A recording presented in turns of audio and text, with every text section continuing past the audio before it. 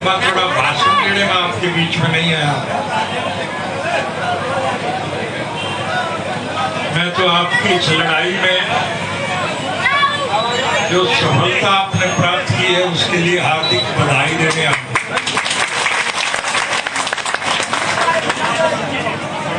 अभी साथी नारे लगा रहे थे, किसान मजदूर एकता। हम तो बिल्कुल ही पीछे।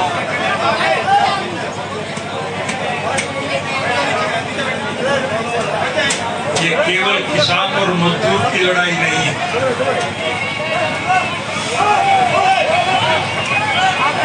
आज समूचे राष्ट्र के नहीं,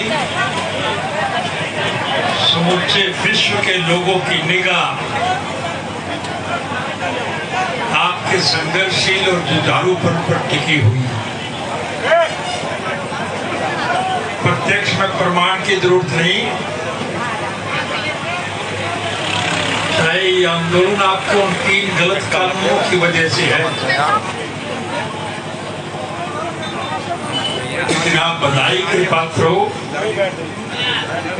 कि आपकी मेहनत से प्रभावित होकर के समूचे भारतवर्ष के 36 जात के लोग आपके साथ जुड़े। मुझसे पूर्व वक्ताओं ने बताया कि इस देश में ऐसी सरकारें बनी हैं जो जाति पाति धर्म और मजहब के नाम पर इस देश के लोगों को बांट करके हुकूमत करती है। मुझे सबूत देने की आवश्यकता नहीं, इत्तेफाक से हम ईद के मुबारक अवसर पर इकट्ठे हुए।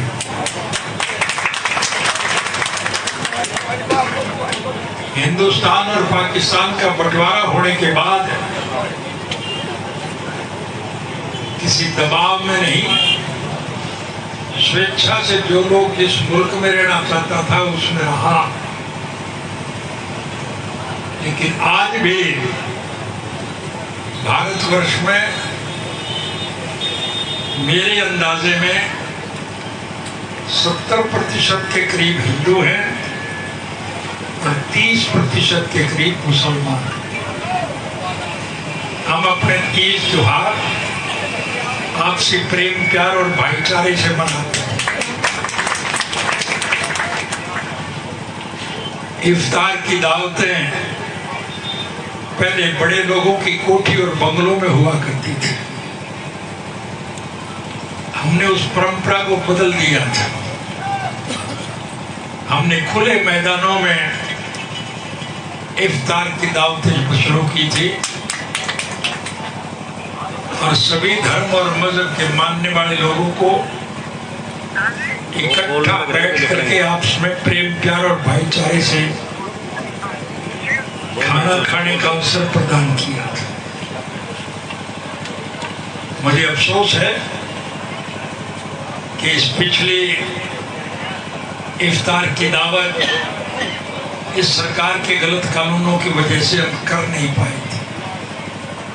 पूरी तैयारियां मुकम्मल होने के बावजूद भी हम पे ये पाबंदी थी कि हम 50 से ज्यादा आदमी इकट्ठे नहीं हो सकते, वो दावतें हमने नहीं कर पाए थे। कल भी ईद मुबारक थी,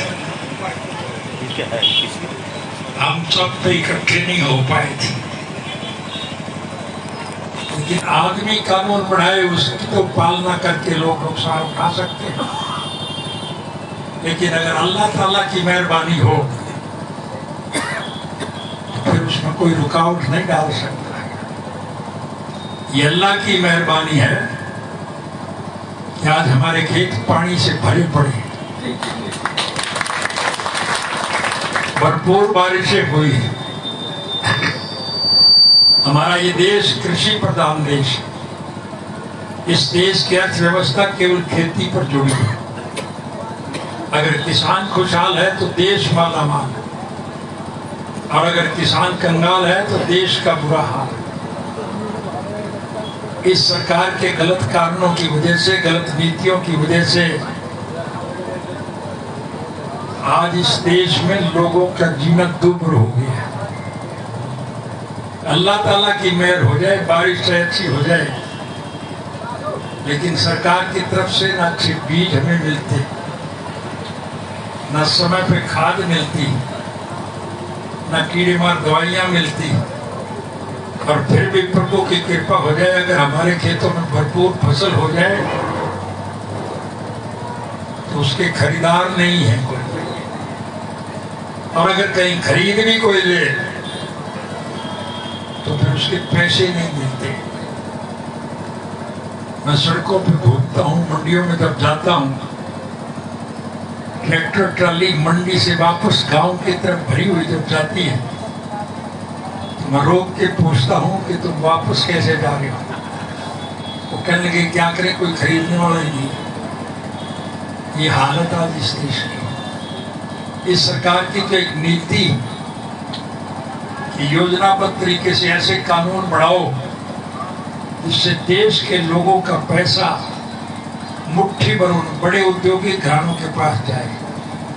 ये अंबानी और अडानी जैसे लोगों को पैसा जाएगा तो फिर उनसे ये पैसे लेकर के मौज लूटने का काम करें।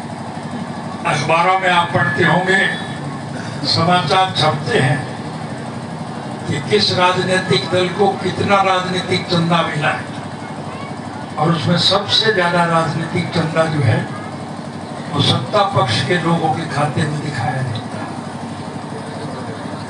वो दान नहीं है, वो तो ढोंग है और लूटने का एक साधन है, ताकि इस कृषि प्रधान देश का मेहनत कश का मेरा बर्बाद हो जाए। तो मैं आपको बधाई दे रहा हूं कि आप बधाई के पात्र हैं कि आपके संघर्ष और मेहनत की वजह से आज इस देश का हर नागरिक, चाहे कोई किसी भी धर्म और मजहब को मानता है, किसी भी जाति का है, किसी वर्ग से जुड़ा हुआ है, और चाहे किसी के रोजगार, व्यवसाय और कारोबार का साधन कोई कुछ भी हो, चाहे हिंदू है, सिख है, मुसलमान है, ईसाई, चाहे हरिजन है, चाहे बैकवर्ड है, चाहे व्यापारी है, चाहे कर्मचारी है, चाहे कारखानेदार है या मजदूर है, चाहे दुकानदार है या कोई कारोबारी है, चाहे किसान है या कमीरा है, आज सबकी हालत बहुत दयनीय है। सभी दुखी है, सभी परेशान है। और परेशान लोगों की मेहनत के अगुआ आप हैं। आपने संघर्ष करके देश के लोगों को जोड़ने का काम किया।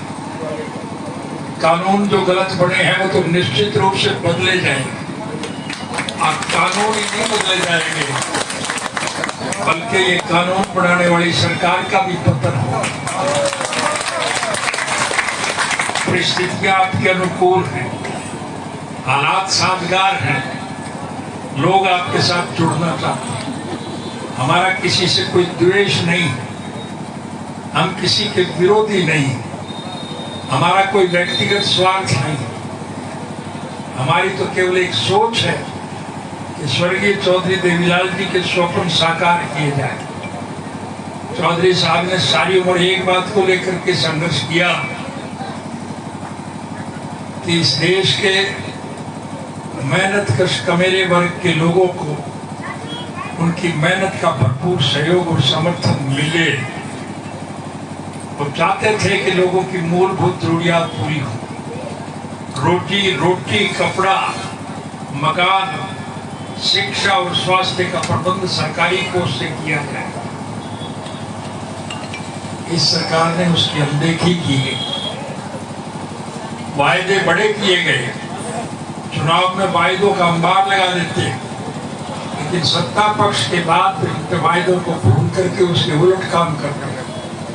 प्रजातांत्रिक प्रणाली में जनता के सहयोग और समर्थन से सरकार बनती है, और फिर चुनी हुई सरकार की जिम्मेवारी होती है कि वो जनहित के कामों में रुचि लेकर के लोगों की भलाई के लिए अच्छे काम करें। इसलिए जरूरतमंद लोग जो हैं वो अपनी छोटी मोटी मुश्किलात को हल कराने के लिए सरकार के पास जाते हैं। हरियाणा प्रदेश के मौजूदा मुख्यमंत्री ने मुख्यमंत्री का पदभार संभालने के बाद एक घोषणा की थी कि मुख्यमंत्री निवास की खिड़की पर जो कोई आके दरख्वास्त देगा हम उसकी सारी मांगे पूरी करने का काम करेंगे। मुझे एक दफा चंडीगढ़ जाने का इत्तेफाक मिला और मैं किसी मित्र से मिलने के लिए जा रहा था। जिस सड़क से मैं जा रहा था उसी सड़क पे मुख्यमंत्री का निवास था। मैंने गाड़ी रोक करके देखा, वो खिड़की सुनी पड़ी, वहां कोई आदमी नहीं था। मैंने पूछा लोगों को बुला करके, लोगों ने कहा जी कोई आके क्या करेगा, काम तो किसी के होते ही नहीं। आपके सहयोग और समर्थन से हमें भी सरकार बनाने का एक अवसर मिला था। हमने उस परंपरा को बदल दिया था। लोग सरकार के चक्कर ना काटे। सरकार आपके द्वार कार्यक्रम के तहत मैं हरियाणा प्रदेश के एक गांव में जाता था, नहीं जाता है, जाते थे और गांव के लोग जो मांग रखते थे वो पूरी की गई थी कि नहीं की गई जी। कई बातें तो ऐसी थी जो लोगों की तरफ से मांगी नहीं गई, फिर भी हमने पूरी करने का काम किया। कल परसों बारिश बहुत हुई, खेत भरे पड़े, रास्ते पानी से भरे पड़े। अखबार में समाचार ये भी छपे है, एक आदमी सड़क के ऊपर डूब के मर गया। यानी सड़क के ऊपर इतना पानी था कि उसको कोई इलाज नहीं था। ये हालत आज इस देश की है। इसलिए हमने वो सारे काम किए। हमारी परंपरा है, हिंदुओं में किसी की मृत्यु हो जाए तो हम उसका दाह संस्कार करते हैं और शमशान घाट में ले जा करके उसका दाह संस्कार किया जाता है। और मुसलमान में अगर किसी की डेथ हो जाए तो फिर उसको दफनाया जाता है। बारिश के दिनों में, आज जैसे मौसम में अगर किसी बुजुर्ग की मृत्यु हो जाए तो हमारे लिए दिक्कत है, हमसे शमशान घाट तक नहीं ले जा सकते क्योंकि रास्ते पानी से भरे पड़े। हमने बिना मांगे सभी शमशान घाटों के रास्ते पक्के करवाए कि नहीं करवाए। मुसलमान दफना करके अपने बुजुर्ग को घर जाता है, पीछे से आवारा कुत्ते उस मिट्टी को कुरेद करके उस डेड बॉडी को निकाल के ले जाते हैं। तो फिर लोगों को उसकी पीड़ा होती है कि नहीं होती है। हमने बिना मांगे सारे हरियाणा प्रदेश के जितने भी आपके कब्रिस्तान है उन सब की चारदीवारी बनाने का काम किया। किसी से मांग नहीं है। हमारी सोच ये थी, हम चाहते हैं लोगों को ज्यादा से ज्यादा सुविधा और अच्छे काम करने की वजह से मुझे 10 साल के लिए सजा हुई थी और इल्जाम ये था कि मैंने गलत लोगों को नौकरी देने का काम किया। जिनको नौकरी मिली उनकी तो तरक्की हो गई और जो नौकरी दिलाने वाला था वो सजा के बाद भी सजा काटता रहा। आपसे मेरा विशेष लगाव रहा है। मुझे तो जो ही छुट्टी मिली मैं सबसे पहले आपके बीच में आया। मेरा एक फैसला, मैं एक गांव में जाऊंगा, एक व्यक्ति से मिलूंगा। पिछली दफा सरकार बनने के बाद 3600 बच्चों को नौकरी देने की वजह से मुझे 10 साल की सजा हुई। अब के सरकार बनने के बाद हर पढ़े लिखे बच्चे को मैं नौकरी दूंगा, चाहे इसके लिए बाद में मुझे फांसी टूटना पड़े, मुझे उससे कोई किसी बच्चे के माँ बाप ने अगर किसी कारणवश वोट कहीं भी दिया हो, हम इसमें वोट की राजनीति नहीं करेंगे। किसी माँ बाप के गलत निर्णय की सजा उस बच्चे को मिले, ये काबिले बर्दाश्त बात नहीं। इसलिए हमारी एक सोच है कि हम हर बच्चे को उसकी योग्यता के मुताबिक नौकरी देंगे। कल को बच्चा अगर बड़ा अफसर बनेगा तो गांव के लिए, कस्बे के लिए, शहर के लिए वो अच्छे काम करेगा कि नहीं करेगा। तो हमारी सोच में मौजूदा सरकार की सोच में एक अंतर है। मौजूदा सरकार को आपको इस पोजीशन में लाके खड़ा करेगी कि आपको 2 वक्त का खाना भी नसीब ना हो। और हमारी सोच ये होगी कि कोई भूखा ना सोए और सबको अनेक प्रकार की सुविधा। इस सब के लिए जहाँ आप सबको मैं बधाई देने आया हूँ, वहाँ आपको इस खुशी में शामिल होने के लिए मैं थोड़े से लड्डू लेके आया हूँ। स्वामी जी को देऊंगा, आपसे निवेदन करूंगा तो सारे उसमें से एक एक लड्डू जरूर खा के, बस यही कुछ कहने आया हूँ। आपकी 26 तारीख की जो रैली है,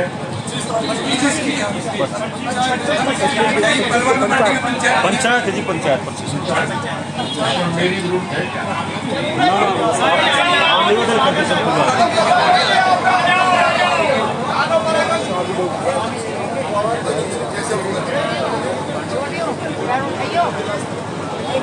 गर्मी बहुत है, कल परसों बारिश होने से कुछ मौसम में बदलाव तो आया है, लेकिन अभी गर्मी फिर भी उतनी है। इसलिए इस गर्मी के अवसर पर आपको दिक्कत आती होगी।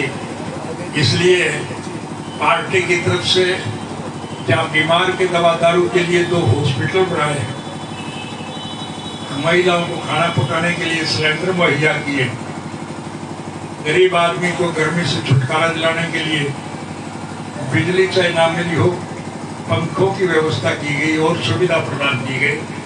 अब भी मैं ये घोषणा करता हूँ कि आपके इस सभा की कार्रवाई को सफल बनाने के लिए आपको पीने के ठंडे पानी की दिक्कत ना आए, इसलिए आपको एक वाटर कूलर 4 हवा वाली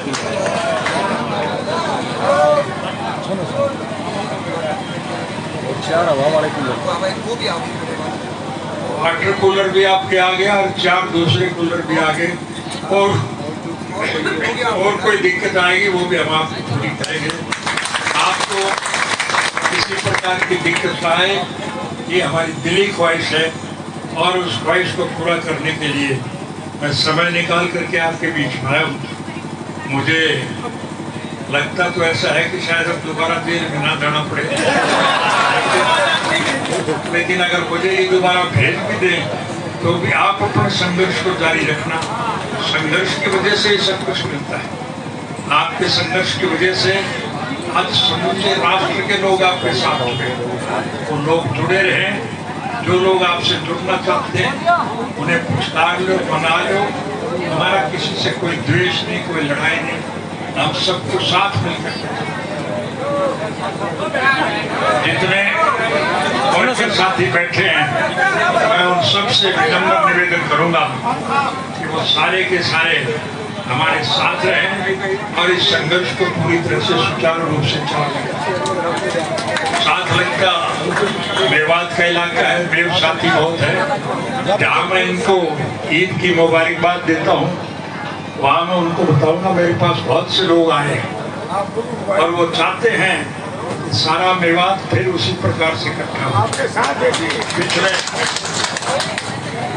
पिछले लोकसभा के चुनाव में भारतवर्ष की 545 लोकसभा सीट और 545 लोकसभा सीटों में से एक भी मुसलमान को जनसंघ ने टिकट नहीं दी, एक को। और बात करते हैं सबको साथ लेकर के चलो। इसलिए सरकार का काम है राज बना लो, फिर सारे खोपड़े काट दूंगा। मेहनत कर साथियों, आज कोई लंबा थोड़ा भाषण देने में आपके बीच में नहीं आया। मैं तो आपकी इस लड़ाई में जो सफलता आपने प्राप्त की है उसके लिए हार्दिक बधाई देने आया।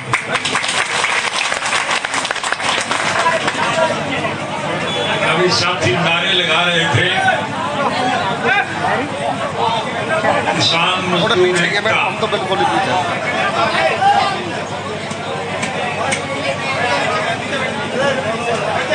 ये केवल किसान और मजदूर की लड़ाई नहीं है,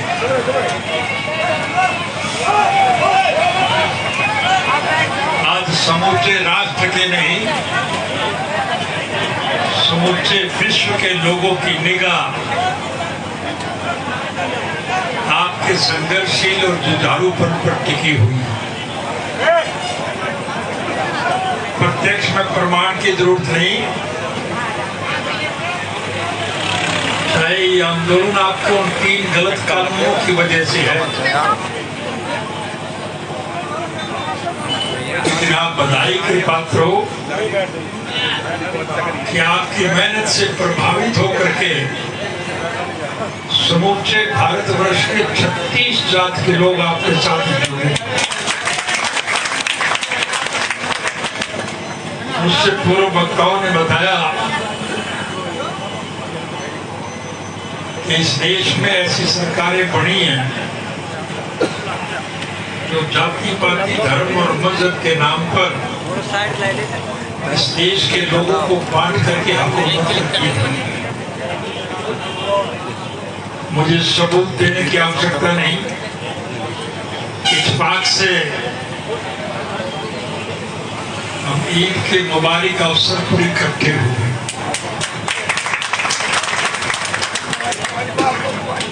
हिंदुस्तान और पाकिस्तान का बंटवारा होने के बाद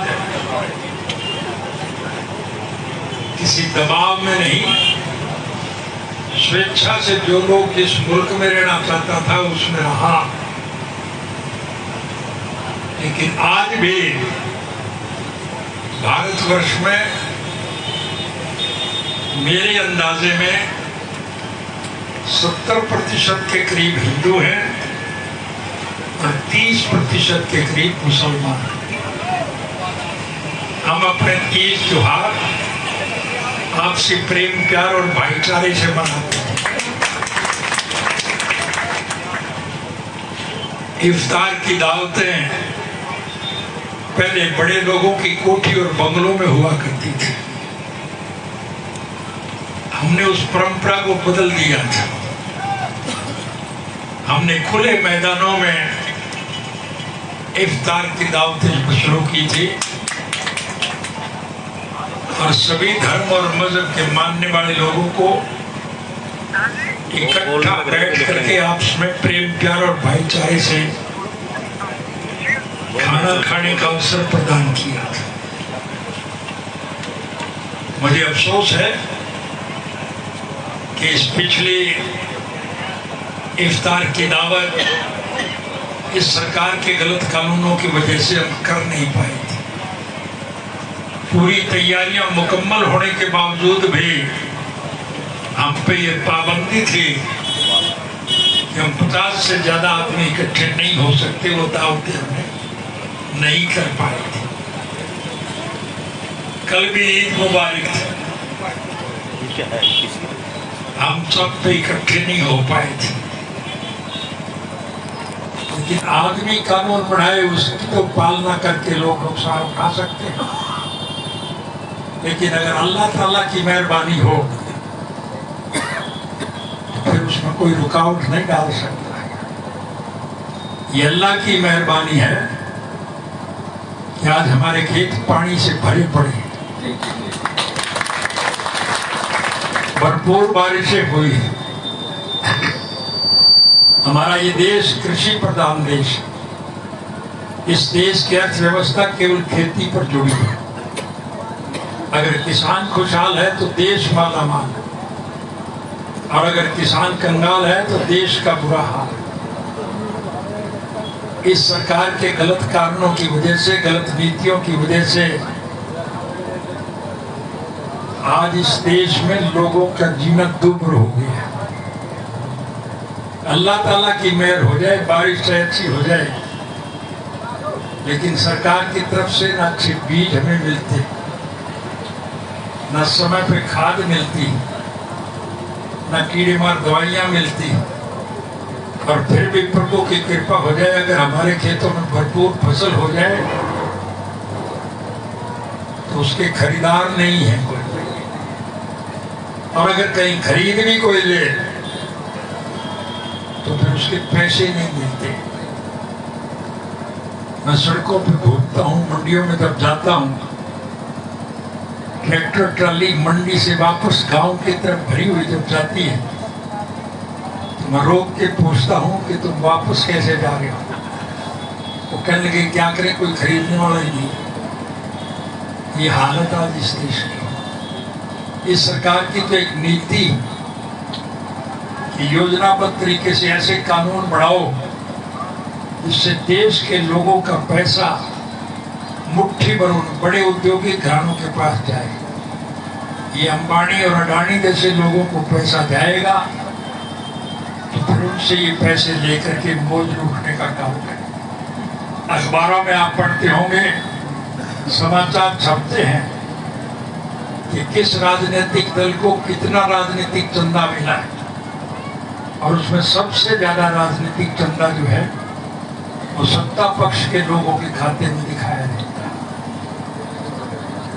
वो दान नहीं है, वो तो ढोंग है और लूटने का एक साधन है, ताकि इस कृषि प्रधान देश का मेहनत कश मेरा बर्बाद हो जाए।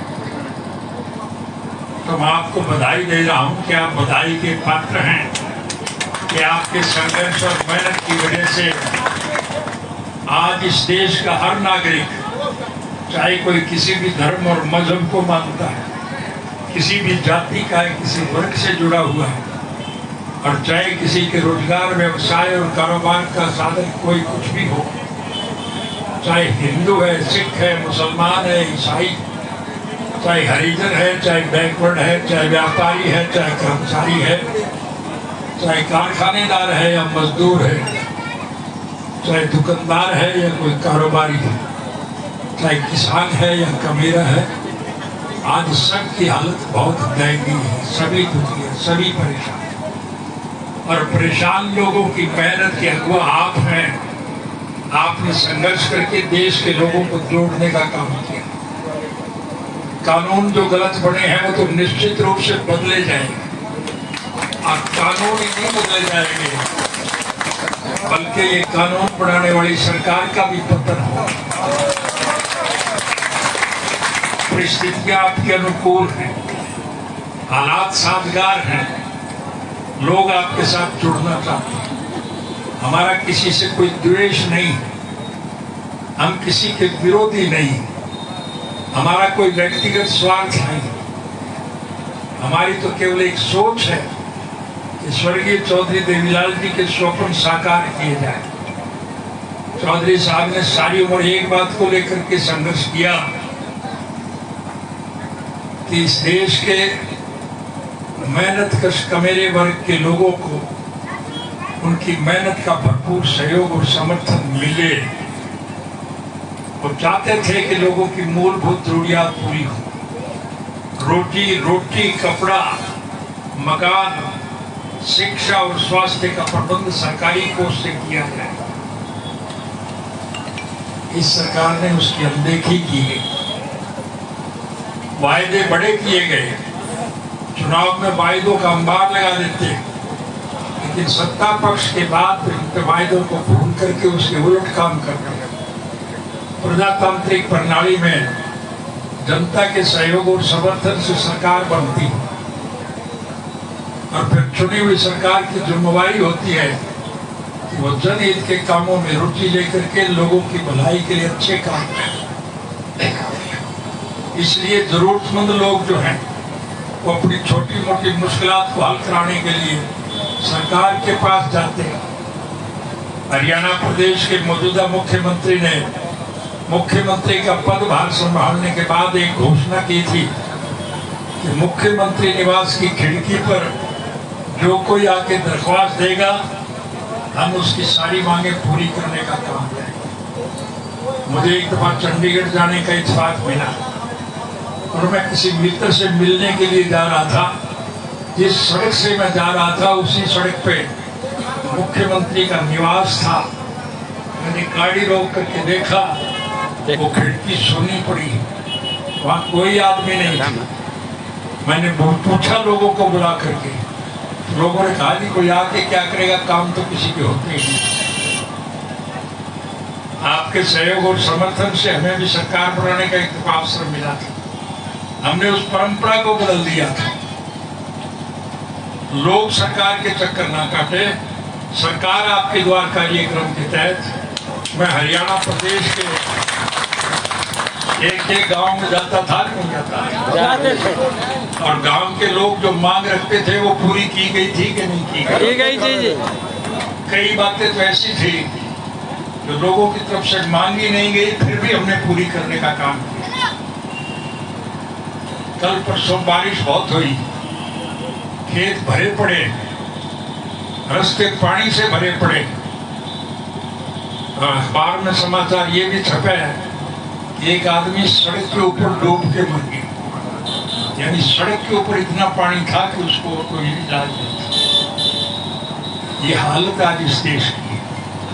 इसलिए हमने वो सारे काम किए। हमारी परंपरा है